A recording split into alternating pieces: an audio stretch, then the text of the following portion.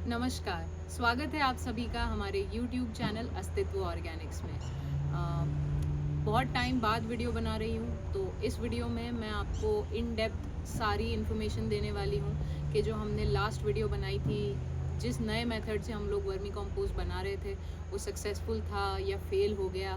और मैं इस वीडियो में आपको मेरा पर्सनल एक्सपीरियंस भी शेयर करने वाली हूँ कि मुझे 5 साल हो चुके हैं ऑलमोस्ट वर्मी कंपोस्ट करते हुए।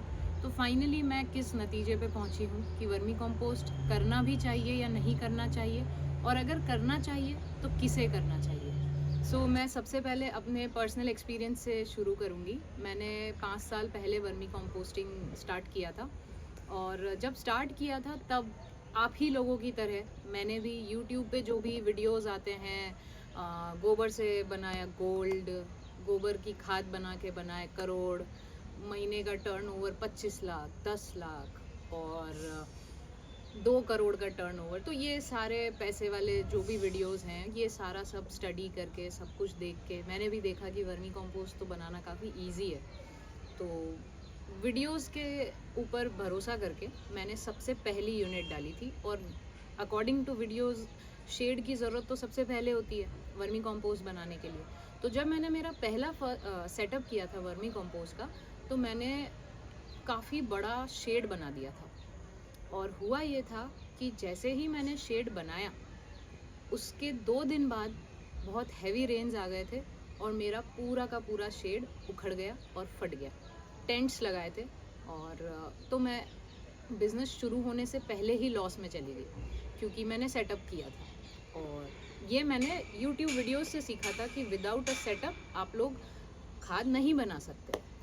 फर्स्ट मैं फेल हो गई थी। उसके बाद मैंने वर्मी कंपोस्ट छोड़ दिया था, ऑब्वियसली लॉस में थी। तो कुछ और चीज़ें की, दैट्स अ डिफरेंट स्टोरी। लेकिन फिर से मुझे लगा कि वर्मी कंपोस्ट, क्योंकि यूट्यूब पर और सक्सेस स्टोरीज आने लग गई थी कि ये लड़की भी सक्सेसफुल है, वो भी सक्सेसफुल है, काफ़ी लोग सक्सेसफुल हो रहे थे। तो मुझे लगा कि क्योंकि मेरा पूरा शेड बिगड़ गया था तो मेरी ही गलती होगी, और अब मुझे फिर से वर्मी कंपोस्ट शुरू करना चाहिए और प्रॉपर तरीके से। तो मैं ट्रेनिंग लेने भी गई। जो काफ़ी लोग यूट्यूब पर वीडियो वर्मी कंपोस्ट बनाने की ट्रेनिंग्स देते हैं, तो मुझे लगा कि इस बार मैं अपनी तरफ से कोई गलती नहीं करूँगी और वर्मी कंपोस्ट सीख के करूँगी। मैं गई, मैंने ट्रेनिंग ली, और वहाँ से फिर मैंने केचुए भी परचेज़ किए, जो कि अब मुझे लगता है कि मैंने काफ़ी एक्सपेंसिव परचेज़ कर लिया। नो प्रॉब्लम विद दैट, मेरी ही गलती है। और फिर मैंने केचुए परचेज़ किए, मैंने एक पूरा सेटअप दोबारा किया। इस बार मैंने ट्रेनिंग भी ली थी और हर सारा प्रोसीजर भी फॉलो किया था, और तब से मैंने थोड़े टाइम बाद वीडियोस बनाना भी स्टार्ट कर दिया था। आप लोग अगर मेरी इनिशियल वीडियोस में जाएंगे तो देखेंगे कि एक डिफरेंट खेत पे मैंने प्रॉपर विंडरो मेथड के साथ बेड्स वगैरह सब बनाए थे। वहाँ भी काफ़ी प्रॉब्लम्स आई थी। किस तरह की प्रॉब्लम्स, तो मैं, जैसे कि वो जो लैंड है, मैं उदयपुर शहर में रहती हूँ राजस्थान में, तो यहाँ पे सिटी के बीच में आपको खेत या ऐसी कोई ज़मीन नहीं मिल सकती। तो हमने सिटी से थोड़ा दूर एक ज़मीन रेंट पे ली थी। तो बीइंग अ गर्ल, लड़के या लड़की की बात नहीं है, बट मैं लॉ स्टूडेंट हूँ, और मैंने कभी खेती, गांव, लेबर से डील करना, ये सब कभी मैंने कभी डील किया ही नहीं था। तो मैंने गांव में एक रेंट पे ज़मीन ली, वहाँ गोबर डलवाया, सब कुछ किया। उसके बाद मैं रेगुलर सुबह यहाँ से निकलती थी, फार्म पे जाती थी और पूरा सारा सब कुछ देखती थी। धीरे धीरे धीरे वो चीज़ बहुत टायरिंग हो गई थी, क्योंकि सिटी से बहुत दूर थी, और वहाँ पे भी हमारे कई बार केचुए मर गए। अगेन मैंने सोचा कि इसमें भी मेरी ही गलती होगी कि केचुए मर गए, तो मैं केयरलेस थी। कभी बारिश की वजह से मर गए, कभी लेबर नहीं आई इसलिए मर गए, कभी बेड्स टाइम पे नहीं उठा पाए। तो बट मैंने अपनी तरफ से सारे प्रिकॉशंस लिए थे। मैं रेगुलर बेड्स चेक करती थी, बारिश के टाइम पे भी सब कुछ किया था। मैंने तब ये सोचा कि शायद सिटी से दूर है, गांव में है, और मैं रेगुलरली जाके ध्यान नहीं दे पा रही हूँ, इसीलिए लॉस में चली गई। मैंने फिर से सेटअप किया और सिटी में सेटअप किया इस बार।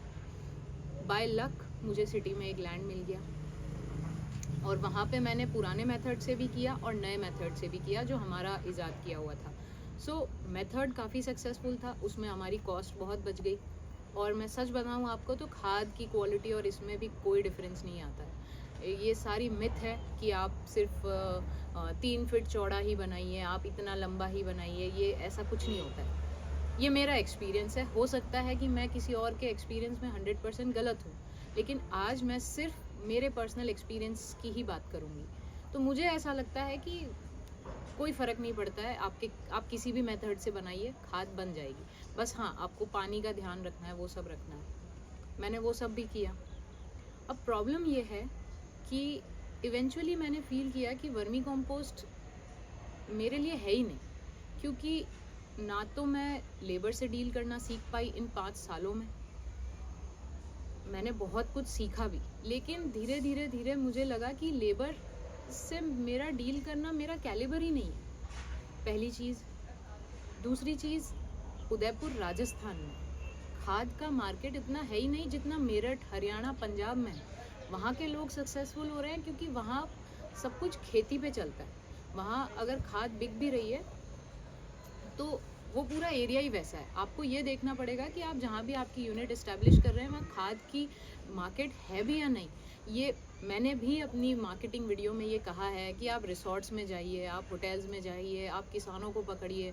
मैं एक और वीडियो बनाऊंगी, मैं काफ़ी वीडियोस में आपको इन डेप्थ अब हर चीज़ रिवील करूंगी कि मेरे एक्सपीरियंस में वो क्या था। मार्केटिंग पे बाद में बात करेंगे, बट इवेंचुअली मेरा जो सिटी वाला सेटअप था वहाँ पे मैं आपको वीडियो में बताऊंगी कि हमारे पास अभी कितना सारा स्टॉक पड़ा है।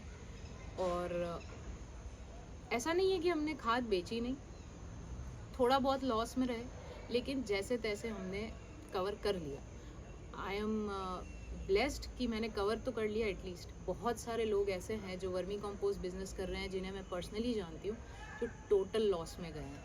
क्योंकि और हाँ, इस 5 साल की जर्नी में मिनिमम 10 से 15 बार हमारे केचुए मरे, सब कुछ प्रिकॉशंस करने के बाद भी। तो ओवरऑल मैं आपको ये कहना चाहूँगी कि in my experience vermi compost business नहीं करना चाहिए, बिल्कुल भी नहीं करना चाहिए। और स्पेशली स्टूडेंट्स को नहीं करना चाहिए। और वो लोग जो यूट्यूब पे जो ये वीडियोस बना रहे हैं, लोग 10 करोड़ कमाए, 2 करोड़ कमाए, 40 लाख कमाए, ये वीडियोस देख कर अगर आपको लग रहा है कि आप भी कमा लेंगे और वर्मी कंपोस्ट बिजनेस बहुत इजी है, इसमें कोई मुश्किल नहीं है, तो बिल्कुल भी मत करना। आपको कोई भी नहीं बता रहा है यूट्यूब पे कि ये बिज़नेस अगर 100 लोग करते हैं तो सिर्फ 2 लोग, 10 लोग सक्सेसफुल होते हैं। 90% लोगों की यूनिट फेल होती है और बुरी तरह से फेल होती है, और वो फ्रस्ट्रेट भी हो जाते हैं। और ऐसा नहीं है कि ये किसी को भी नहीं करना चाहिए। I will make a separate video जहाँ मैं बताऊँगी कि किस किस के लिए ये बिज़नेस बहुत प्रॉफिटेबल भी हो सकता है। लेकिन पर्सनली मेरे लिए उदयपुर शहर में रह के, जहाँ इसकी इतनी ह्यूज डिमांड नहीं है, क्योंकि जब तक आपका वर्मी कंपोस्ट बहुत बल्क में नहीं निकल रहा है तब तक आप प्रॉफिट नहीं कमा सकते। और हाँ, तो उदयपुर शहर में रहने वाला me being a law student, मैं सिटी के वातावरण में रही हुई हूँ। गांव में जाना, गोबर इकट्ठा करना, ट्रैक्टर वालों से बात करना, लेबर लाना ले जाना, लेबर के 1000 दूसरे पॉइंट्स, मैं नहीं बिलोंग कर, मतलब मैं नहीं डील कर पाई इन चीज़ों से। So maybe that was also a reason कि मैं फ्रस्ट्रेट हो गई। एंड सब कुछ करने के बाद भी, सब कुछ मैंने सीख लिया धीरे धीरे, उसके बाद हमारे पास स्टॉक भी रेडी था। Still cut throat market rates है। ये लोग जो आपको बता रहे हैं कि हमने 12 रुपये केजी में बेचा, 15 रुपये केजी में बेचा, पता नहीं, हो सकता है उनके लिए सच हो, लेकिन मेरी जो रियलिटी है वो ये है कि उदयपुर में लोग 4.8 रुपीज़ केजी में भी बेच रहे हैं। 4.8 रुपीज़, तो इट्स अ लॉस। सो हो सकता है बहुत लोग इसके अगेंस्ट भी बोल सकते हैं, लेकिन टोटल इस वीडियो में सिर्फ मेरी ओपिनियन थी, मेरा पर्सनल एक्सपीरियंस था। एंड आई थिंक कि वर्मी कंपोस्ट बिजनेस नहीं करना चाहिए। और अब नेक्स्ट वीडियो में मैं आपको और स्पेसिफिकली बहुत सारी चीज़ें बताऊंगी कि अगर करना चाहिए तो कौन सी वो कैटेगरीज हैं। सो थैंक यू, नमस्ते।